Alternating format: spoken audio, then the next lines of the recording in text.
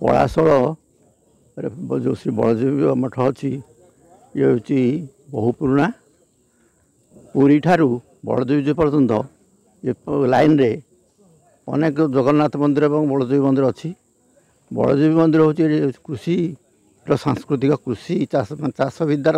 संस्कृति ये जगन्नाथ को प्राधान्य जो दि जाए अच्छा जगन्नाथ बलभद्र एवं रोहिणी आउ लक्ष्मी ये चारि अच्छा चारि मूर्ति आम पुरी में अच्छा जगन्नाथ बलभद्र सुभद्रा भौणी अच्छा कि स्वामी स्त्री भाव अच्छा ये हूँ कृषि प्रतीक प्रतिवर्ष अक्षय तृतीय कृषि आरंभ हुए और से दिन ठारू 21 दिन पर्यंत 30 तारीख पर्यंत आप चंदन यात्रा चले तार अच्छी कौ दिन के घेरा बुलियो तेणु पुरी जमी चली से भाई चली आमर से चंदन यात्रा खूब बड़ उत्सव हुए आजिकल टे कमिगला कि केत वर्ष है युवक मान मिसी ये मीना बजार और जगन्नाथ आज वर्ष जगन्नाथ भिन्न भिन्न सब बेश सेमती अन्य यात्रा पार्टी सब आसे कला प्रदर्शन करती स्थानीय कलाकार मैंने प्रदर्शन करती कला तेणु ए वर्ष से प्रवचन कुनी प्रवचक आसवे ये भाव में संस्कृति माने सांस्कृतिक कार्यक्रम करा